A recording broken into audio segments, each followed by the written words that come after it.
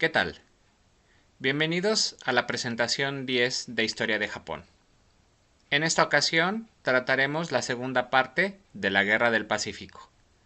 Este video, como ustedes saben, es auspiciado por el Instituto Tecnológico Autónomo de México ITAM y la Academia Mexicana Tokio Tanaka Asociación Civil.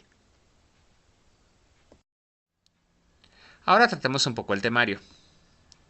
Hablaremos, como ya habíamos dicho, de la Guerra del Pacífico, comprendida del año de 1926 a 1945 y conocida en japonés como Taiheiyo Sensou. Hablaremos de la situación internacional, principalmente el conflicto con Estados Unidos y Japón. Y trataremos algunas pequeñas conclusiones. Como siempre, trataremos nuestra sección favorita de "Y mientras tanto, en México", para darle un poco de contexto. Veamos ahora pues la situación internacional.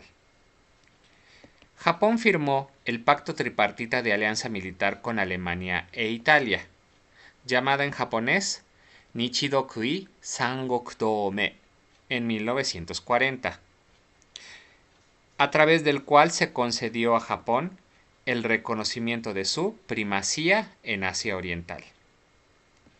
En 1941, tras firmar un pacto de no agresión con la Unión Soviética, Japón comenzó a desarrollar su noción de la esfera de coprosperidad asiática, llamada en japonés Daito Akkyo-eiken,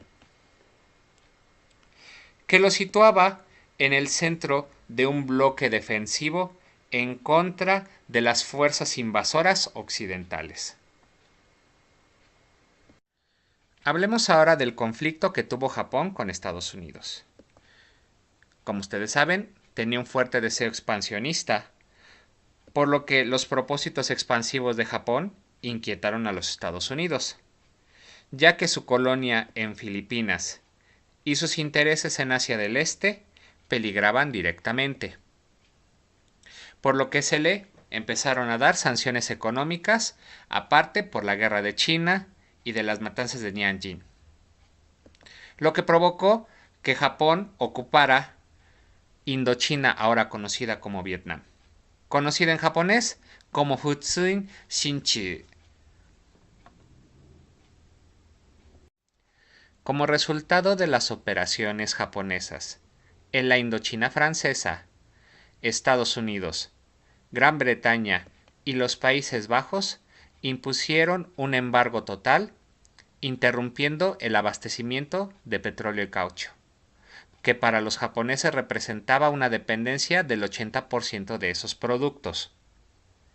El problema fue que la industria de guerra japonesa necesitaba esos insumos de hierro y petróleo de Estados Unidos, y la élite militar japonesa calculó que las reservas de estos productos no durarían más de 2 años.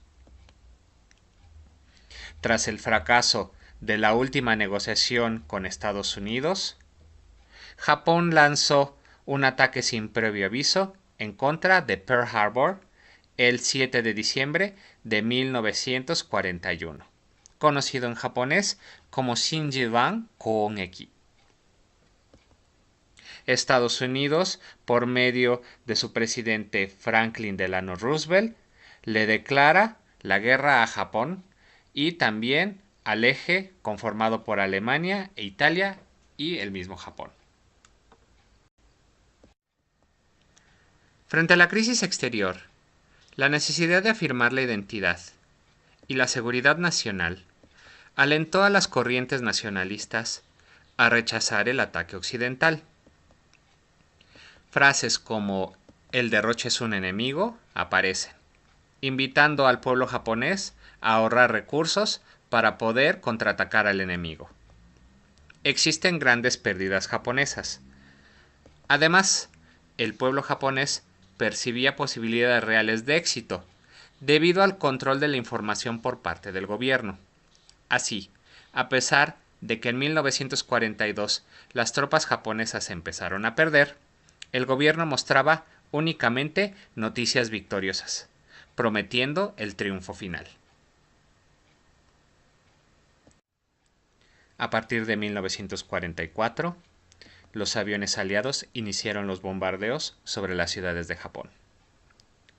Durante aquellas incursiones murieron cerca de 700.000 civiles japoneses. El 6 de agosto de 1945, y después de la prueba exitosa Trinity en Nuevo México, Estados Unidos, el Enola Gay lanza a Little Boy en la ciudad de Hiroshima. El 9 de agosto de 1945, el Boxcar lanza a Fat Man en la ciudad de Nagasaki. Ambas explosiones tan potentes como 15.000 toneladas de explosivos. Estos eventos, conocidos en japonés como Nihon no Genshi Bakudan Touka. El día 8 de ese mes, los rusos invadieron Manchuria, vulnerando el pacto de no agresión. Posteriormente, el 15 de agosto de 1945, el emperador declaró el fin de la guerra y Japón aceptó oficialmente la rendición incondicional exigida en la Declaración de Potsdam. Cabe mencionar que en la Declaración de Potsdam hubo una disputa entre Estados Unidos e Inglaterra, por la cual se pensaba destituir al emperador japonés y encarcelarlo. Al final, esos términos se cambiaron a solamente castigar a las personas que habían engañado a Japón y hacerlos haber entrado en la guerra. La Guerra del Pacífico le costó a Japón cerca de 3 millones de muertos y más de 300.000 heridos. Desde la apertura de Japón hasta su derrota en la Guerra del Pacífico, se observan dos corrientes de pensamiento. La ultranacionalista, representada por la élite dominante, e impulsada grandemente por la guerra con China y el temor a las invasiones extranjeras, como la socialista de resistencia popular. Como se mencionó con anterioridad, desde la década de 1880, la clase popular comenzó a mostrar su descontento por medio de numerosas revueltas. El pensamiento socialista, junto con la victoria de la Revolución Rusa, fortaleció el movimiento de sindicatos. A pesar de la represión, del asesinato de dirigentes intelectuales socialistas y del encarcelamiento de muchos activistas, se multiplicaron los partidos obreros.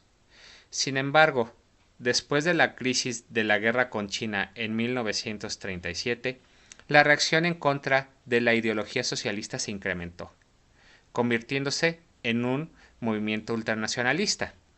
En ese entonces, la mayoría del pueblo no dudaba en apoyar la ideología y la política de la clase dirigente que propagaba la Guerra Santa contra China. Pero de nueva cuenta, tras el derrumbe del Imperio japonés, resurgió el movimiento socialista y democrático, puesto que el pueblo recobró la libertad de conciencia, de pensamiento y de expresión. Y mientras tanto, ¿qué es lo que pasaba en México? Existieron dos eventos que vale la pena mencionar. La expropiación petrolera, impulsada por el ingeniero Lázaro Cárdenas del Río, y también el apoyo militar mexicano del Escuadrón 201 en la Segunda Guerra Mundial. El escuadrón voló como anexo en el Grupo 58 de combate de la Quinta Fuerza Aérea de los Estados Unidos en la liberación de la isla madre de Luzón, Filipinas, durante el verano de 1945. El Escuadrón 201 sirvió con distinción en observaciones, bombardeos y ametrallamiento de posiciones japonesas, vehículos en convoy y emplazamientos de artillería en Filipinas y Formosa. Y como toda buena historia, esta historia continuará. Los veré en la siguiente presentación de Historia de Japón. Hasta pronto.